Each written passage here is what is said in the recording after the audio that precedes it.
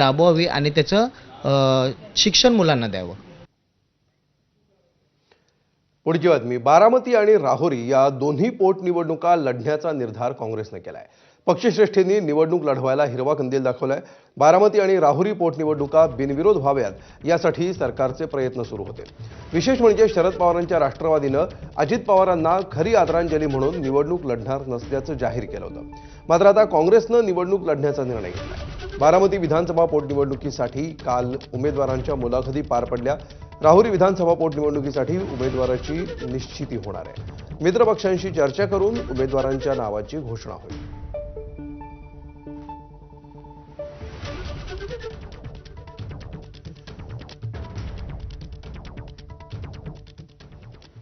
तर बारामती आणि राहुरी पोटनिवडणुकीसाठी काँग्रेसला आणखी 2 पक्ष साथ देणार आहेत. महादेव जानकरांचा राष्ट्रीय समाज पक्ष आणि वंचित बहुजन आघाडीची त्यांना मदत होणार आहे. दरम्यान निवडणूक लढण्यासंदर्भात काँग्रेसच्या शरद पवारांच्या राष्ट्रवादीच्या नेत्यांची देखील चर्चा होणार आहे.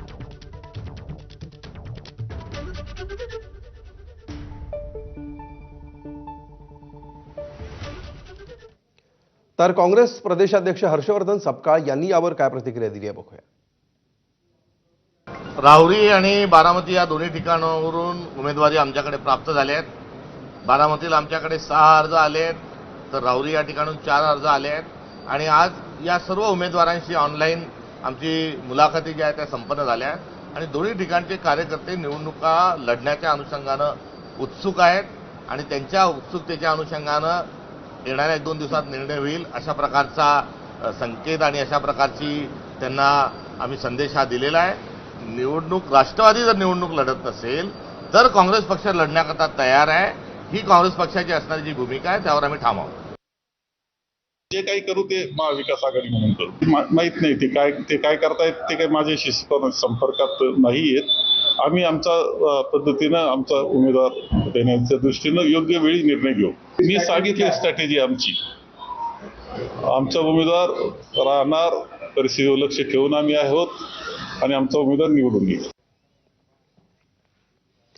तर बारामती पोटनिवडणुकीमध्ये काँग्रेसकडून उमेदवारी दिली जाणार आहे आणि यावरून राष्ट्रवादी शरद पवार पक्षाचे प्रदेशाध्यक्ष शशिकांत शिंदेंनीही विधान केलं आहे. याबाबत काँग्रेस पक्षाच्या प्रांताध्यक्षांसोबत चर्चा करू, कारण या दोन्ही जागा राष्ट्रवादीच्या आहेत. त्यावर चर्चा करू आणि निर्णय घेऊ असं शशिकांत शिंदेंनी म्हटलंय. बारामतीमध्ये अजितदादांच्या निधनानंतर पक्षाने निर्णय घेतला, सुप्रियाताईंनी आणि आम्ही सगळ्यांनी, की तिथे आपण उमेदवार द्यायचा नाही. माझ्या माहितीप्रमाणे काँग्रेसने दोन्ही ठिकाणी उमेदवार उभं करण्याच्या बाबतीत मला निर्णय घेतलेला आहे असं समजतंय. आम्ही त्यांच्या प्रांताध्यक्षाशी मी चर्चा करील. मागे सुद्धा आपण बघितलं असतं राज्यसभेच्या वेळेला पण सगळेजण इच्छुक असतात, पक्ष मागणी करत असतो, मग आम्ही चर्चा करून त्यामध्ये मार्ग काढतो. मला वाटतं आता ह्यामध्ये पण मी स्वतः त्यांच्याशी चर्चा करेल आणि त्यामध्ये निश्चितपणे चर्चा करून मार्ग निघेल.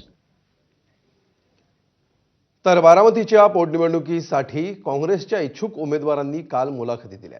आम्ही बारामतीमध्ये निवडणूक लढणार आहोत आणि पक्षश्रेष्ठींनी आम्हाला तसा आदेश दिलेला आहे असं या संभाव्य उमेदवारांचं म्हणणं आहे. काल 6 जणांनी मुलाखती दिल्या आणि आपली तयारी पूर्ण झाली असल्याचं काँग्रेसच्या संभाव्य उमेदवारांचं म्हणणं आहे. वीर धवल गाडे, वैभव बुरुंगले आणि ॲडव्होकेट आकाश मोरे यांनी निवडणूक लढवण्याची तयारी दाखवली आहे. आकाश मोरे यांनी 2014ची देखील निवडणूक लढवली होती. हे इलेक्शन तसं भावनिक आहे आणि त्याचबरोबर तुम्हाला मान्य आहे? अगदी आहे. त्याचबरोबर कर्तव्य पण आहे.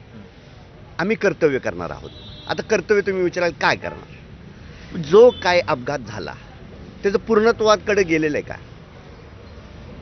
जो रोहित पवारांनी विषय उचलला, राहुल गांधींनी त्याला दुजोरा दिला आणि कर्नाटक सरकार राज्यामध्ये FIR होतो आणि आपण गप्प बसलो इथे बारामतीकर त्यांच्या घरातले लोक, याचा कुठं वाचा फुटणार आहे का?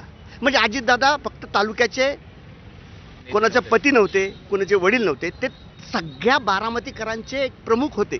एक घरातला माणूस होता, वडील होते, भाऊ होते, मुलगा होता. ह्या सगळ्या बारामती यांचा काहीतरी मृत्यू झाला, त्याचा काहीतरी छडा लागावा, ते पुढं जावं यासाठी आमचा हा उमेदवारीचा प्रयत्न आहे. दादांचा गट जर महाविकास आघाडी असता तर ह्याला विरोधक नसता आमचा, पण त्यांचा आज ते महायुतीत आहेत म्हणजे भाजपबरोबर आहेत. आमची विचारधारा आहे भाजपच्या विरोधात आहे आणि पोटनिवडणूक ही लागली, आम्ही विचाराशी लढणार आहे. कुणीही उमेदवार देतील तर त्याच्याबरोबरने आम्ही राहणार आहे. आमचा जो महाविकास आघाडीतले काही घटक पक्ष आहेत तेही आमच्याबरोबर येतील. राष्ट्रवादी शरदचंद्र पवार पक्ष आम्ही सगळे महाविकास आघाडी म्हणून 2 इलेक्शन लढलो. ज्यावेळेस एखादी भूमिका कुठलीही त्यांची घ्यायची असती तर त्यांनी ती समविचारी घेऊन आमच्या सगळ्यांना विचारात घेऊन त्यांनी घ्यायला पाहिजे होती. ती त्यांनी परस्पर घेतली. तो त्यांचा वैयक्तिक प्रश्न आहे. ते त्यांचे वरिष्ठ नेते आमचे वरिष्ठ नेते चर्चा करतील, त्याचा विषय नाही. ही लढाई, इथली लढाई जी आहे ही स्वाभिमानी बारामतीकर विरुद्ध भाजप दबावमुक्त बारामती विषय करायचा आहे. तर काँग्रेसनं बारामतीची जागा बिनविरोध करावी अशी विनंती चंद्रशेखर बावनकुळेंनी केली आहे. माझी आताही विनंती काँग्रेसच्या नेत्यांना आहे की अजितदादाचा जो काही सर्वांसोबत सहवास राहिला आहे, पारिवारिक सहवास राहिला, आत्मीयतेचा सहवास राहिला, काँग्रेस असो की कुठलाही पक्ष असो, कुठलाही आमदार गेला, कुठलाही लोकप्रतिनिधी किंवा सामान्य नागरिक गेला तरी अजितदादा त्यांचं काम करायचे. अजितदादांची ही सीट आहे आणि काँग्रेसने अनेक वर्ष अजितदादासोबत सहवास केला आहे. अजितदादाच्या आयुष्याचे 75% राजकारण त्यांनी काँग्रेसच्या नेत्यांच्या सहवासामध्ये केलेलं आहे आणि त्यामुळं काँग्रेसच्या नेत्यांना माझी मागणी आहे की या ठिकाणी ही सीट अनपोज करावी. हां, ते लढतायत राहुरीमध्ये, तिथे लढू द्या, काय अडचण नाही आम्हाला, तिथे आम्ही लढू. तर सोलापूरच्या अंजनगाव खेलोबा गावामध्ये 2 गट आमने सामने आलेत. पुतळा बसवण्याच्या वादावरून 2 दिवसांपासून वातावरण तापलं. माढा तालुक्यातील अंजनगाव खेलोबा गावामध्ये कडक पोलीस बंदोबस्त